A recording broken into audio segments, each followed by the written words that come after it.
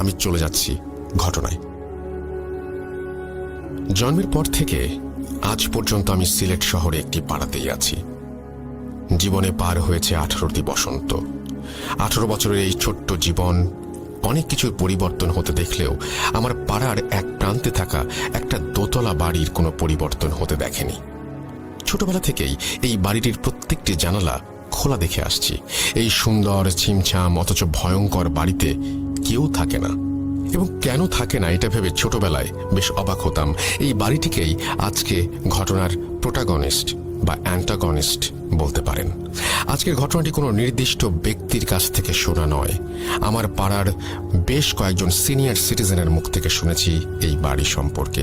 এই ঘটনা অনেকের মুখ থেকে শুনেছি। এভাবে বাড়িটিকে ঘিরে ঘটা বেশ কিছু ঘটনা জোগাড় করে তা সংকলিত করে পাঠালাম। নিজের মতো করেই লিখলাম। ঘটনার পুরোটাই ঘটেছে আমার জন্মের আগে। শব্দ চয়ন ও বানানে কোনো ভুল থাকলে মার্জনা করবেন। যাই হোক, গৌরচন্দ্রিকা দীর্ঘায়িত না করে ঘটনায় যাওয়া যাক। 1999 সাল।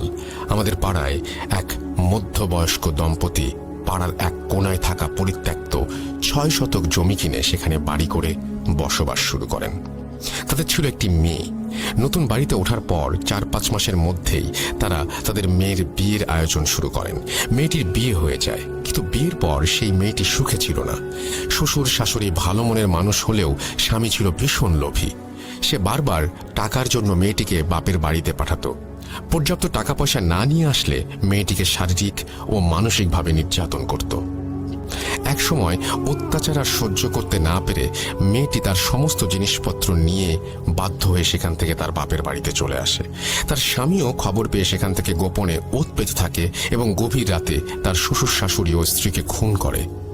তারপর সে সমস্ত টাকা পয়সা ও সোনাদানা নিয়ে পালিয়ে যায়।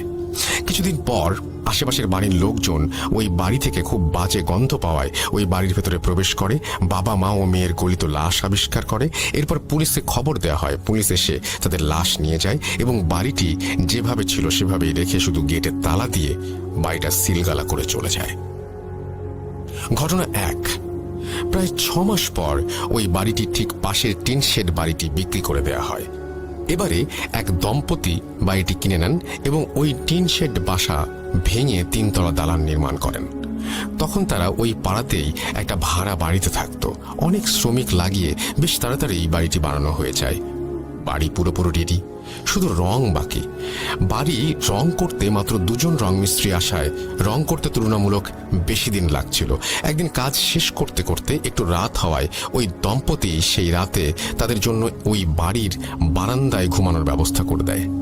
মাঝরাতে ঘুমোতে যাবার আগে কোনো এক রং শ্রমিক সিগারেট খাবার ইচ্ছে হলো। সে সিগারেট ও ম্যাচ হাতে ছাদে উঠে যায়। ছাদে গিয়ে সে সিগারেট জ্বালিয়ে ম্যাচটা না নিভিয়েই ওই পুরনো ভবনে ছুড়ে দেয়। পরদিন সকালে ঘুম থেকে ওঠে সেই শ্রমিক এবং দেখে সে বারান্দায় একা, পাশের জন নেই। সে খুঁজতে শুরু করলো। খুঁজতে খুঁজতে সে ছাদে চলে যায়। গিয়ে আবিষ্কার করলো তার সাথে শ্রমিকটি প্রান্তে চৈতন্যহীন হয়ে পড়ে আছে। ঘটনা 2। পরবর্তীতে ওই নতুন বাড়িতে সেই দম্পতি বসবাস শুরু করে। তাদের 2 ছেলে। বড় ছেলে ঢাকা বিশ্ববিদ্যালয়ে পড়তো আর ছোট ছেলে ছিল উচ্চ মাধ্যমিকের ছাত্র। ছোট ছেলেটি বিড়াল খুব ভালোবাসত এবং বাড়িতে 3-4টি পোষা বেড়াল ছিল। একদিন ওই বেড়ালগুলো সন্ধ্যার সময় ছাদে উঠে ছাদের কোনায় থাকা টবে গিয়ে একটা ছোট গাছে চড়ে লাফঝাপ করছিল। বেশি নড়াচড়ার কারণে এক পর্যায়ে টব সহ ওই বাড়ির বিড়ালটি পিছলে ছাদ থেকে ফসকে পড়ে যায়। ওই সিলগালা করা বাড়ির আঙিনায় তারা গিয়ে পড়ে। সাথে সাথে ওই বিড়ালগুলো প্রচন্ড জোরে চিৎকার করে ওঠে। সে কেবল 1 মুহূর্তের জন্য। 1 মুহূর্ত পরে সব থেমে যায়। চিৎকার শুনে বাড়ির লোকজন বিড়ালগুলোকে খুঁজতে শুরু করে, কোথাও পায় না। পরের দিন সকালে দেখা গেল পরিত্যক্ত বাড়ির গেট থেকে ঠিক 1 হাত সামনে খুব যত্ন করে সারি করে গুছিয়ে 3টি বিড়ালের লাশ। প্রত্যেকটা বিড়ালকে ঘাড় মোটকে মারা হয়েছে। যেটা আরো আশ্চর্যের বিষয় সেটা হলো বিড়ালগুলোর শরীরে 1 ফোঁটা রক্তও নেই। শুকনো ঠনঠনে জায়গায় বিড়ালের মৃত শরীরগুলো এমনভাবে সাজিয়ে রাখা হয়েছে যে দূর থেকে দেখলে মনে হয় 3টি বিড়াল খুব আরাম করে ঘুমোচ্ছে। অবাক করা ব্যাপার হলো বাড়িটি কিন্তু সিলগালা করাই রয়েছে। বিড়ালগুলো ওই বাড়িতে আটকে পড়ে ওদের কেন মেরে এখানে রেখেছে সেটা কেউ বুঝতে পারছিল না। ঘটনা 3। ঘটনা 1 বর্ণিত পরিত্যক্ত বাড়ির পাশে থাকা সেই 3তলা বিল্ডিং। এই বিল্ডিংয়ে একটি বাসায় নতুন ভাড়াটিয়া ওঠে। সেই পরিবারে ছিলেন স্বামী স্ত্রী, তাদের কলেজ পড়ুয়া ছেলে ও মেয়ে এবং 80 বছরের এক দাদু। এছাড়াও এক যুবক ভৃত্য ছিল, যার কাজ ছিল সর্বক্ষণ বৃদ্ধের খেয়াল ও যত্ন রাখা। ভৃত্যটি কাজকর্ম ও আচার ব্যবহার ভালো হলেও মনে মনে সে বাড়ি থেকে চুরি করে পালিয়ে যাবার ফন্দি আঁটছিল। কিছুদিন পর ভৃত্য একদিন সুযোগ বুঝে আলমারির চাবি চুরি করে বাড়ির টাকা পয়সা ও সোনাদানা সরিয়ে ফেলে, কিন্তু পালাতে গিয়ে সে বাসার কর্তা গিন্নির নজরে পড়ে যায়। এক নজর দেখেই স্বামী স্ত্রী কারো বুঝতে বাকি রইল না যে ছেলেটি চুরি করে পালাচ্ছে। তারাও ছেলেটিকে ধাওয়া করে।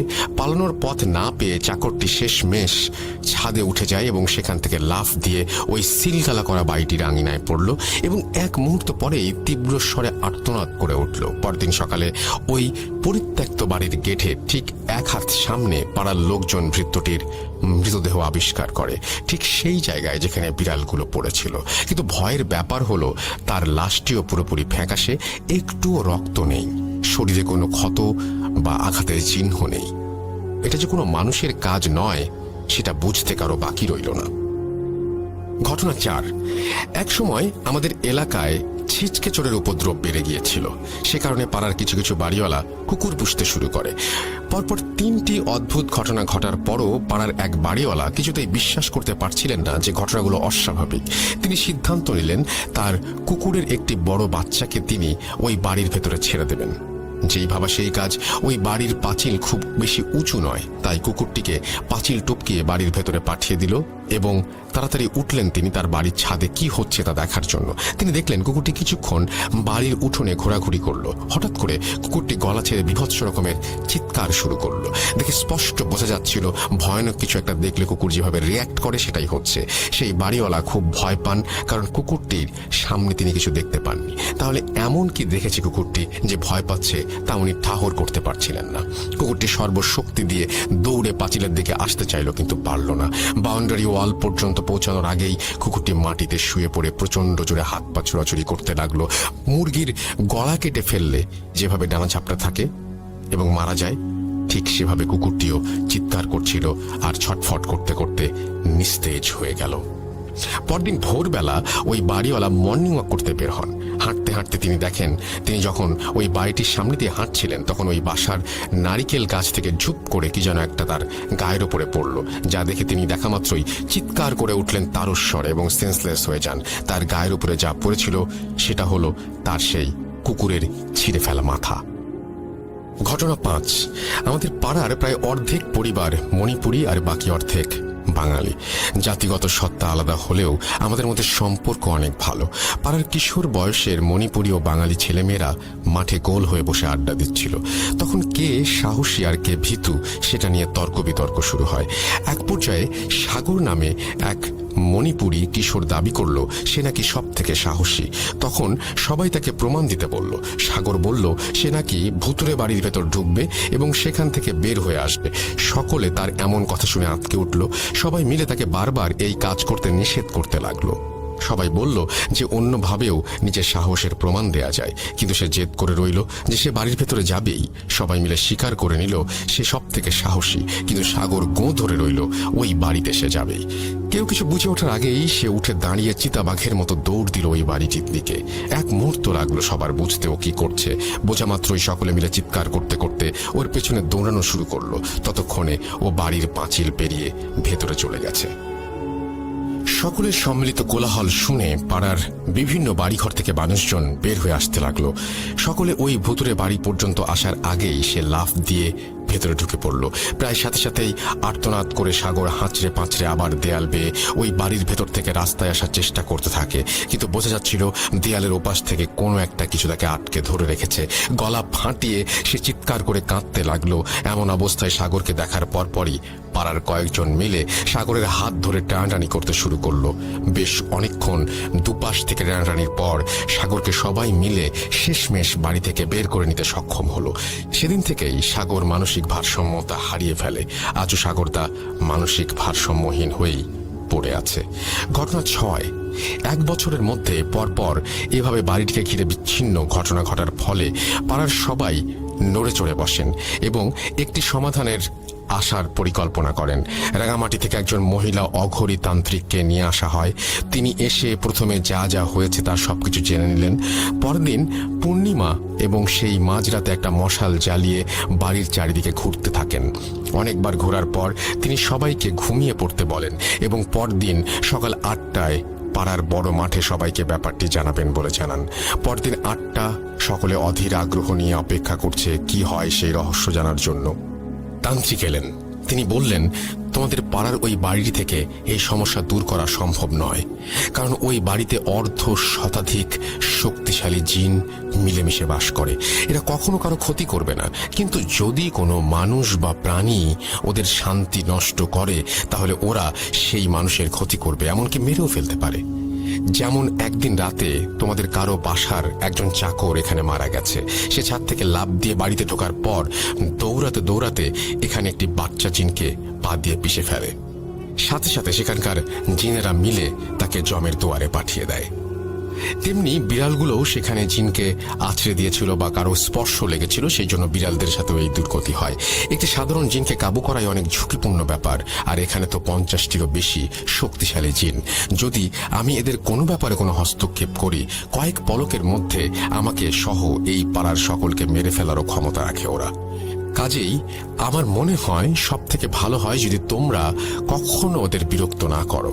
কেউ আর কোনোদিন ভুলেও ওই বাড়ির সীমানার ভেতরে ঢুকবে না বা ওই বাড়িতে কোনো কিছু ফেলবে না। যেভাবে বাড়িটা আছে সেভাবেই থাকুক, তাহলেই সবার মঙ্গল।